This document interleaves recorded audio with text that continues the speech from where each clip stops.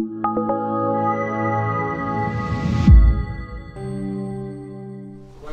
number one. What is the Rebbe's view on Zionism, the Israeli flag, the Magen David, all in the same category, etc.? So there's Zionism, the Israeli flag, and the Magen David. Yes. I'm going to start with the Magen David. I'm going to do it backwards. The Magen David is an ancient symbol. The Magen David did not start by Theodore Herzl in the 1880s. The Magen David is a symbol which is found in Sfarim. I don't know which. I don't know what's the earliest origin of the Magen David. But apparently there is a basis for the Magen David in geometry, and there's a basis of Magen David in Kabbalah. I'm going to tell you a very interesting story. It's a real story. The Rebbe's mother tells the story, and they now found the same story from the previous Rebbe as well. The story is that one year on Simchas Torah, maybe it was Pevav, one year on Simchas Torah in Leningrad, the Frierdiker Rebbe Shul, a professor walked in, a professor. So this guy shows up in Shul by the Frierdiker Rebbe in Leningrad, a professor, and he wants to see the Rebbe on Yom Tov. So it was a bit of a disturbance. The Rebbe didn't know who he was. Of course, the big concern the Rebbe had was that he was an agent of the government and the KGB, and that he had some kind of sinister motivation. So the Rebbe couldn't ignore him. He couldn't tell him go. He had to sort of, until he figured out who he was and what his motivations actually were, he had to treat him with kid gloves. The end of the story was that this man was actually hired by the Soviet government to do research into matters of the occult, Kabbalah and astrology and so on and so forth. And they paid him the way they paid everybody else, as they say in the mafia, with 6 ounces of lead. They killed him, they executed him later on, because that's what Stalin did. He used you, and then when you knew too much, because you helped him, then he had to put you away and replace you with somebody else. He was actually working for the government. He was commissioned by the government, but there was nothing sinister about it. Forget it. They were not trying to hurt the Frierdiker Rebbe. They actually wanted the Frierdiker Rebbe's help in this project. And this man himself, didn't understand the implications of the Frierdiker Rebbe and the work that he was doing, and the way the government saw the Frierdiker Rebbe as one of the great enemies of the state, and so forth. So he shows up Yom Tov, wants to see the Rebbe, and the Rebbe was obviously busy with Chassidim. The Rebbe made a minute or two to speak to him, and he told him that today's not a good day, come back tomorrow. And when he came back the following day or two, the Rebbe gave him his time, and he told the Rebbe that he's doing research on Kabbalah and astrology and a lot of Eastern ideas, occultish kind of ideas, and he's particularly interested in the Magen David. And he wants information explaining the Magen David based on astrology, geometry, which is a math, which is a real science, and Kabbalah. So the Rebbe, the Frierdiker Rebbe, tried to get out of it. He says, listen, this is not my business. I'm not into theoretical research. I'm into lyhadus. I'm into spreading Yiddishkeit, and I'm not into just theoretical studies. So this man said to the Rebbe that he understands that the Rebbe versteht in Kabbalah, is an expert in Kabbalah, and he should contribute to this effort. So when the Rebbe realized he can't get away from this man, he told him, I'll put you in touch with my Sara Haskala. I'll put you in touch with my Minister of Information. Who was the Frierdiker Rebbe Sara Haskala? Our Rebbe. In 1925, 1926, the Rebbe was either 23 or 24 years old. He was relatively young. But the Rebbe, the Rebbe's father said that to Bar Mitzvah, the Rebbe was a Goan Olam. To the Bar Mitzvah, he was a Goan Olam. And the Rebbe commissioned him to write a report explaining the Magen David according to astrology, geometry, and Kabbalah. And the Rebbe's mother said that for 3 months, in the bathroom in their home, the Rebbe had a big fat book of mathematics, geometry, and the Rebbe wrote an entire report in Russian explaining the Magen David according to Kabbalah, according to geometry, and according to astrology. Now I would argue that report is extant. It was not. It probably is someplace in some office in Russia, and one day it'll show up. I don't know how much of the Rebbe's name is going to be written on it, but it'll be the Rebbe's handwriting. The Rebbe wrote an extensive essay.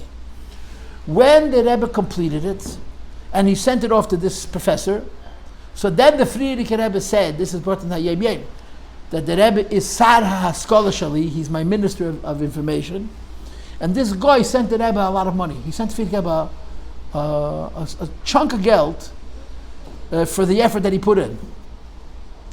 The Frierdiker Rebbe got the money, and the same day he sent it back. He didn't want to touch it. He was so afraid. When the Frierdiker Rebbe was arrested, one of the series of questions that they asked him, which are in the published cross-examinations, was, what do you know about this professor and his research? And I understand that he sent you money. I understand that he sent you money.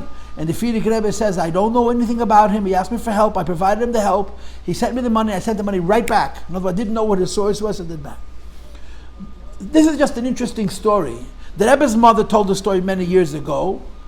In the Frierdiker Rebbe's version of it was only discovered when the Frierdiker Rebbe's cross-examination file was given out by the government of Russia, which is about 30 years ago, 31 years ago. They gave out all the files, and you could see that the KGB asked him questions about this as well.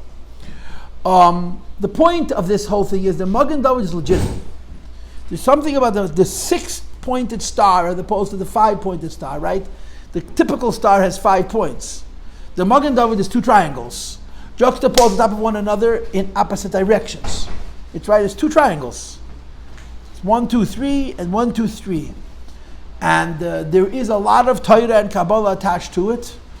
I don't know what that is. I mean, obviously, somehow it corresponds to, in Kabbalah, there's a concept called Yud Beis Guli Alachsen. The 12 edges of the crooked lines. There are 6 lines that go across on an angle.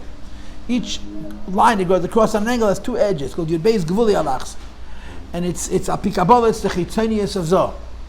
So maybe it's connected to that, but I don't know. I've never seen it. I've seen Sfarim that are pretty old talk on the Magen David, but I want to say at the outset, I want to confirm that the Magen David has legitimacy in Torah, not just in Zionism. The Zionists took the Magen David and they put it in their flag, which they made out of the color blue and the color white. The choice of colors of blue and white, I don't know where that comes from. I don't know how that plays out in Torah. I think it's from the blue tzitzis. It's the wrong blue. That's what The blue of the tzitzis is navy. It's a dark blue. It's almost a black. And the blue in the flag of Eretz Yisrael is a sky blue, is a light blue. But the Magen David has a Makav Shadish in Torah. Now, as far as Zionism goes, I would like to give you a philosophical constant, a sheet of Imizakt. I don't mind if you question me. I don't even mind if you disagree with me. I just need you to let me finish the thought that I have to present something to you as a complete thought. And then you can argue with me. It just happens that this Shabbos, either this Shabbos or last Shabbos, someone mentioned to me that in Israel, Bennett, who's Bennett? What's Bennett's role? He's the Prime Minister. It's good that I know the Prime Minister of Israel is, right? The Prime Minister of Israel is Biden. Yes, I dem and Zayen. But Bennett spoke on, I guess, on Yom Ha'atzmaut. And he said something which warranted a response from the Beis Rivka of Rabbani Chabad in Eretz Yisrael. Basically what he said was that when the idea of Zionism was founded by Theodor Herzl in the 1880s, the rabbis came out against it. And he mentioned some rabbis by name. He did not mention the Rebbe Rashab by name, but he referenced some of the Rebbe Rashab's statements about Zionism. And he made the point that they were all wrong and Herzl was right. V'haraya, Zionism is here and Zionism is standing and tepepepepe. So the Rabbani Chabad in Eretz Yisrael made a Machon. They objected. The language was that it's not respectful to speak about the Rabbanim this way. But to be very blunt, man's right. If you look at it with Fleischer Eugen, if you look at it Bechitzonius, the Fruma have been wrong on every issue, and the Freie have been right on every issue, going back more than 100 years. Zionism is only the first. And if you know the history of the pre-war years, you can really, really put yourself into a very, very narrow space. I don't know if you guys know this, that Jabotinsky, who was a right-winger and a big Zionist, he ran all over Europe and said, get out of Europe, there's going to be a Holocaust. And he begged Yidden to leave. And the Groise Tzaddikim, the Groise Rebbe said, Chas v'shalom, don't leave Europe, you're going to become frei, and they died. A Yid hat mir gesagt that in California, many years ago, maybe 30, 40 years ago, there was an old Polish Yidl who was a multi-millionaire. He had given like $350 million to then, in the 1980s, as a grant to some university. And one of the shluchim found out about the Polish Yid. So he brought Rabbi Reichik to see him, to solicit funds for Chabad. And as soon as they walked north, he said, "The Frimme!" He started screaming, "The Frimme!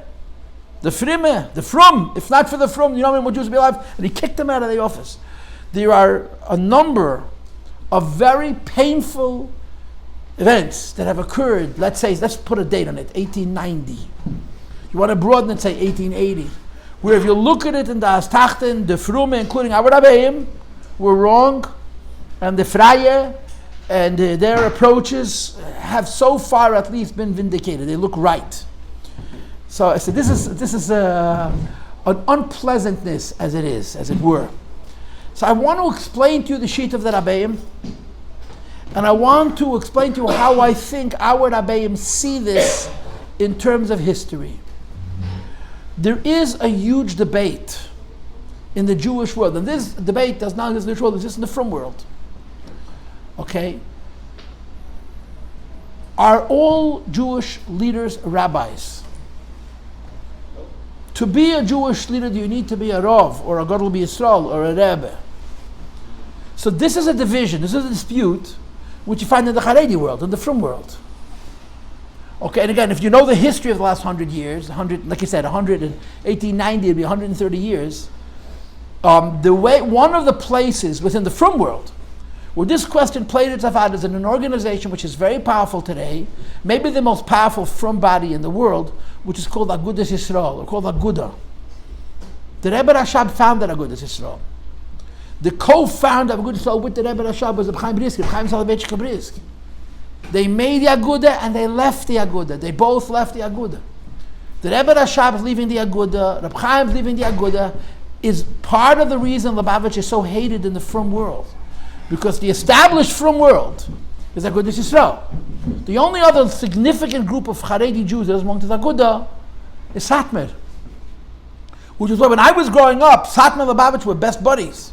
Belz is in the Aguda, Ger is in the Aguda, Visions is in the Aguda, every other Chassidus is in the Aguda, all the great Litvish Rabbanim are all in the Aguda, and they don't forgive us for leaving the Aguda. It's considered a big scar. And when the Rebbe Rashab left, the Chafetz Chaim was involved in the Aguda, he supported the Aguda. The Chafetz Chaim was Gadol Sheba Gedolim, and all the other Gedolei Yisrael, most of them supported the Aguda. The Rebbe Rashab left, and Chaim Brisker left. What was the issue? The issue was Agudas Yisrael had what they called lay leadership.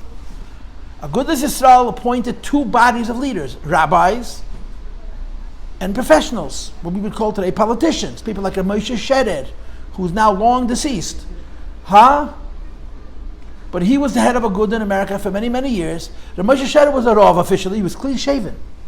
Moshe Sherer's role in the Aguda was not because he was such a big Talmid Chacham, although I understand that he can't learn it, it was because he was a politician, he understood diplomacy and politics. The Rabbeim of Chabad held that there is no such thing as Jewish leadership that's not coming directly from Torah. Now you hear this and you may feel that it's closed-minded, and it is. I'm not going to lie to you. But my job is not to convince you that they're right. My job is to give you the facts as they are. The Rebbeim of Chabad, the Rebbe Rashab was at the spearhead of this. When there was this whole question of how Jews in general, and Frum Jews in particular, are going to preserve themselves and keep themselves against non-Jewish anti-Semitism, and of course what's much more sinister and severe, Jewish anti-Semitism. So the Aguda was a political party. In Poland there were quite a few seats in the Polish Sejm which belonged to members of the Aguda. In Latvia there was people who sat in the government, they were senators, the equivalent of senators. You have what's called a parliamentary system like you have in England, like you have in Israel, not like we have in this country. And Jews, members of Agudas Yisrael, sat in the governments of Goyish countries.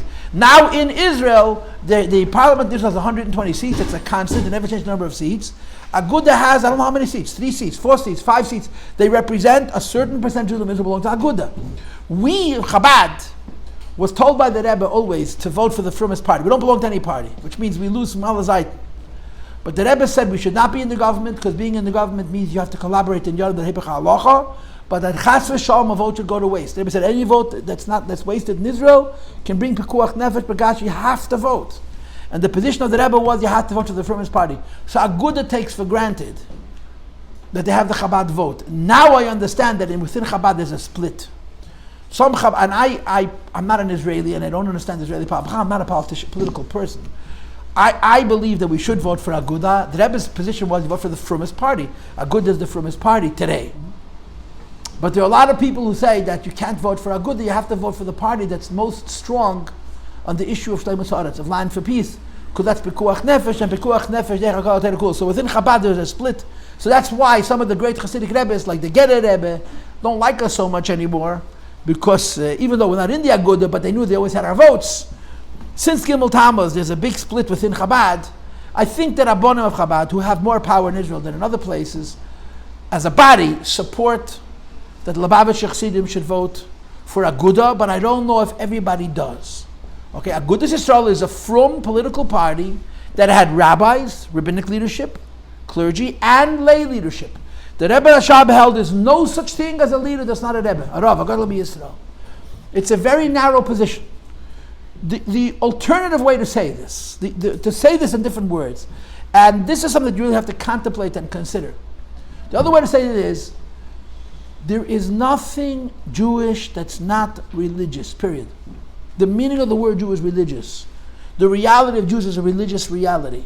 The idea of a secular Jew, or the idea that there's a parochial, which means a secular part of a religious life of a Jew, is not recognized by our Rabbeim and by the Soloveitchiks, by the Chaim.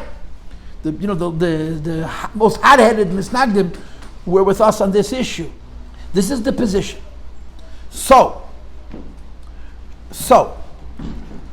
what's the story of Zionism? The story of Zionism is the same story as the story of the Reform. People don't know the history, and not that history matters that much, but people don't know the history. What is the history of the Reform? What's the root of Reform? The Reform movement is 300 years old. The Zionist movement is about 130, 140 years old, right? What's the root of the Reform movement? The history of the Reform movement is anti-Semitism. The founders of the Reform, the fathers of the Reform movement felt that if Jews would not be as different from their neighbors as they were, their neighbors would hate them less. It was a philosophy.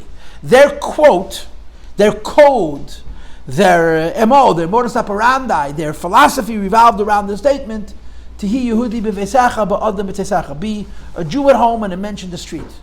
Do not flaunt your Judaism. In Germany, you didn't want to wear a yarmulke. Not you didn't have to. You didn't want to. And it was considered being a good Jew. You wanted to dress like a German. If the Germans were clean-shaven, you were clean-shaven. You certainly spoke German. You joined the German army. You participated in political processes. You wanted to be as German as possible with the belief that if Jews would be German enough, the Germans are hating them. Now, first of all, within one generation, two for sure, this movement, which was meant to protect Jews, created one of the most massive events of the frying out of Jews anytime in our history. In a very, very short time. One of my children, one of my sons is a very intelligent boy. Moshe Mendelssohn, the founder of the Reform movement, was probably a frum man. Rabbi Heller says he was modern Orthodox. Moshe Mendelssohn's children were baptized. Not his grandchildren, not his grandchildren, his own sons became Christians. And he was a god. Moshe Mendelssohn was an incredible genius in Torah and Lahav Nada Chochmas. His vision was that Jews should be more German so they should be able to preserve themselves. And of course the cliche is, you've heard this from many people before, and I've said it many times before, what was the schar we got for trying to be good Germans so the Germans wouldn't hate us as much? The gas chamber. You know, and the Europeans in Germany, they used to say that there's the Ostjud and the Wustjud, you know? The Eastern Jew and the Western Jew. The Jew was the Jew from Russia and Poland who had a beard and wore a long coat, and he usually was poor, and his clothing was dirty, and he was unclean, and he smelled. And of course he was the Wust Jew, the Western Jew, was French or British or German or Scandinavian. He was really not frum. They had these big, beautiful temples. The first thing they brought into those temples, almost the very beginning, was the organ, Rachmana litzlan, which is a musical instrument, because the church had the organ. The Jews wanted to make their shul look like the church. That movement was a response to anti-Semitism. The philosophy of the movement was assimilation. Be as non-distinct, be as non-different as your neighbors. Theodore Herzl lived in the 1880s. Theodore Herzl was Theodore Herzl was a reporter. That was his thing. He was a newspaper reporter.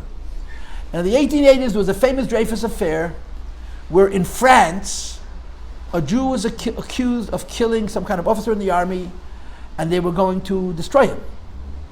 And the whole thing was anti-Semitic. Dreyfus was not a frum Jew at all. He was a totally secular Jew. Meaning he was a good reformer. He belonged to the segment of the Jewish people who, for the purposes of anti-Semitism, decided to assimilate, and guess what? They hung him out to dry. They tried to destroy him.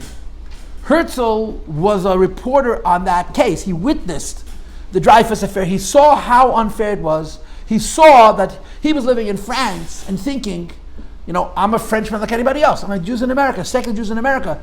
They don't see themselves as separate. They're Americans. And in Germany, Jews saw themselves as Germans first and Jews separate.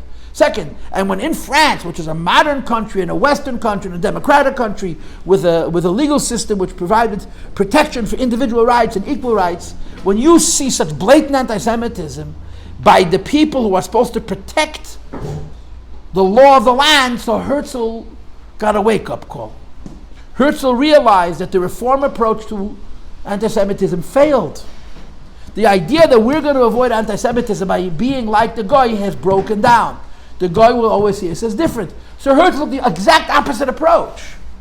Zionism is a philosophy that in the 1890s, in the 1880s and 1890s, really until the Second World War, was quite popular and quite respectable. It's called nationalism. Nationalism is the exact opposite of the reform. Because the philosophy of the reform is melt, be as much like your neighbor as possible. Nationalism says a Jewish state, Jewish pride, Jewish strength, Jewish power, Jewish army, Jewish defense. The whole idea of nationalism, we're going to have our own country with our own borders, and we're going to have our own police and our own prisons and our own criminals and we'll be able to defend ourselves like any other nation. This was the philosophy. So in a real way, Zionism and the Reform movement, which are the two largest brain children that are against the Torah in the last 300 years, their base is the same thing, to counteract anti-Semitism, but their approaches are very opposite. Reform's approach was thinking that if I'll be enough like the Goy won't see me as different, and that failed. So there became the idea of nationalism. Nationalism means I'm going to be a Jew and be proud. And that's where the Hatikva comes from. Hatikva is not a song. The Hatikva is the anthem of a movement with an idea. If Zionism was founded in the 1880s, and Israel was founded in 1948, there was 60 years of Zionism before there was a Jewish state. So they had a Hatikva. Hatikva was a hope. That's what it means. They hoped, they wished, they anticipated, they planned that they're going to have a homeland. Now, if you go back to the early Zionists, you will find a split. Really secular Zionists, like Herzl himself, had absolutely no use for Israel. None at all. It meant nothing to them. Because they were not interested in anything but to do with religion. It was just a nation. Herzl wanted to build a Jewish state in North Africa, in Western Africa, in Ethiopia, Uganda, someplace over there. In West Africa, Uganda. Okay? But there were other Zionists who were not frum, but they had more of a flavor of Yiddishkeit, and they said the Jewish state has to be in the Jewish homeland, the Jewish eternal homeland is Eretz Yisrael. But that's the background of the establishment of the state of Israel. The Rabbeim were against it fire. I want to add one more little kvetch. Before Herzl yet, there was what's called Aliyah Rishonah. There was Zionists before Zionism. In the early 1880s, there was a movement that started in Russia, not in France, which was essentially a Zionist movement.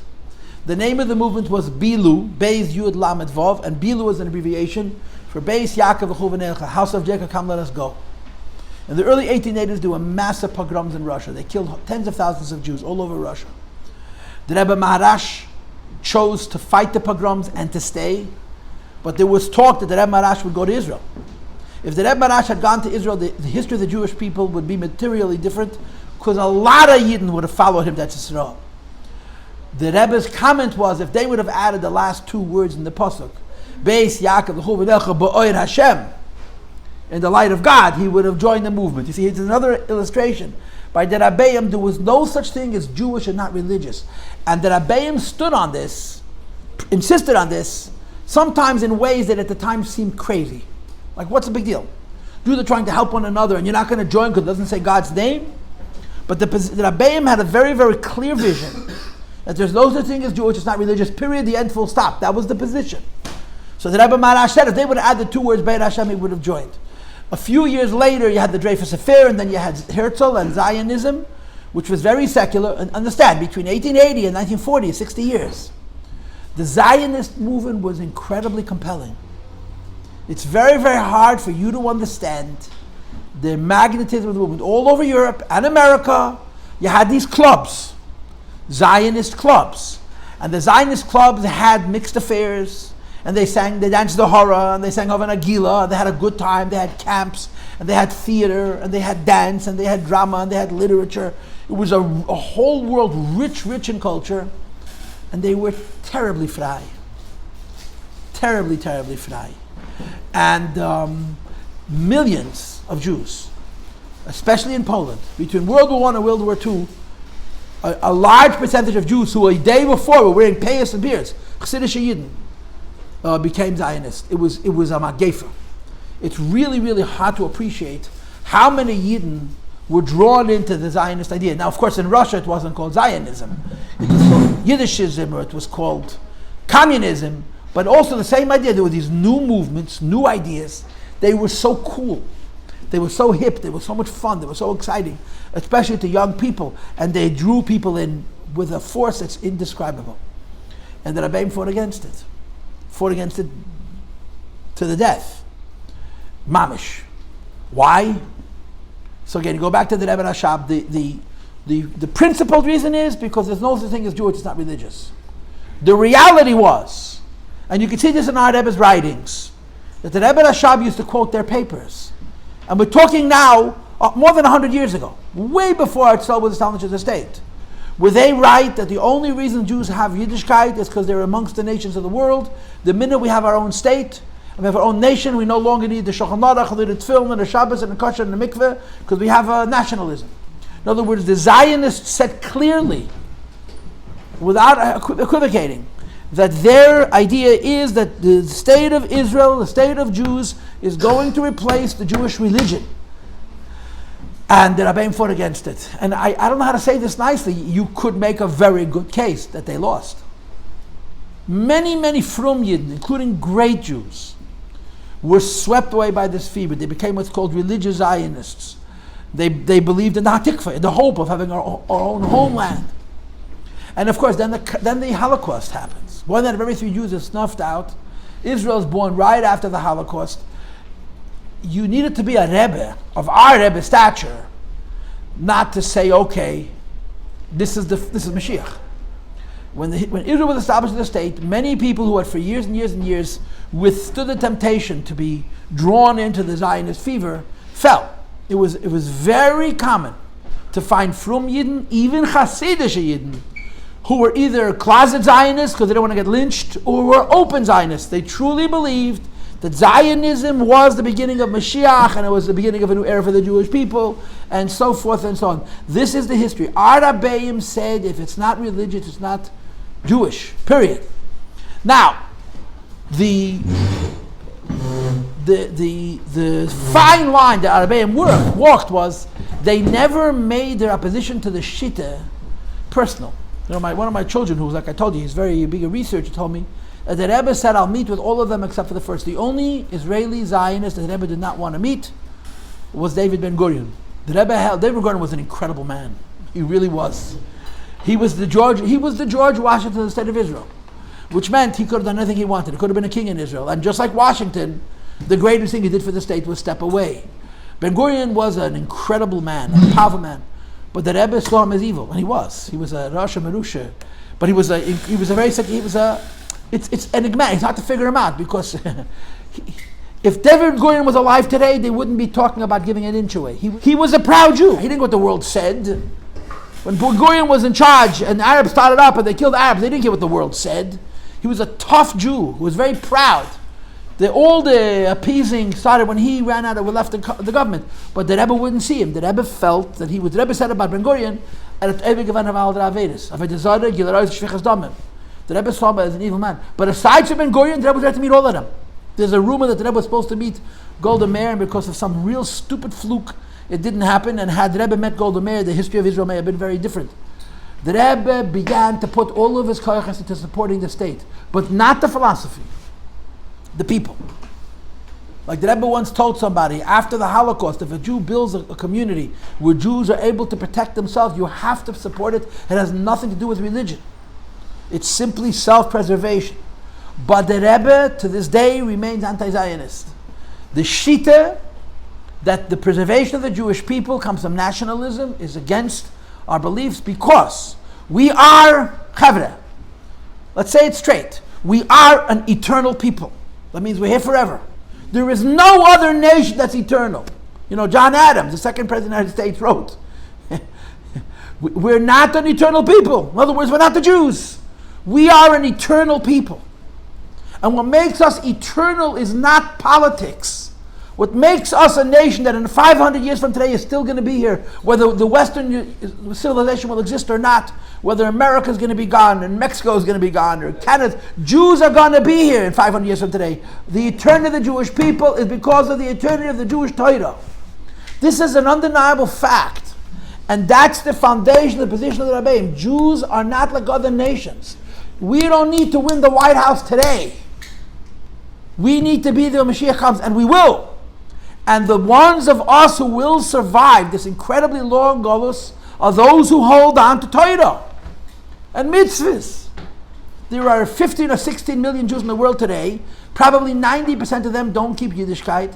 If they live in Eretz Yisrael, they're protected by the fact that they're living amongst Jews. If they live in the diaspora, what's 7 out of 10 are marrying a goy. Jews are disappearing at an alarming rate, and some of them think that they're proud Jews. There is no such thing as a secular Jew. There's no such concept. It's an artificial creation because a Jew is an eternal being, and the definition of secularism is evolution and change. Okay, we'll have Maitiv. Yeah.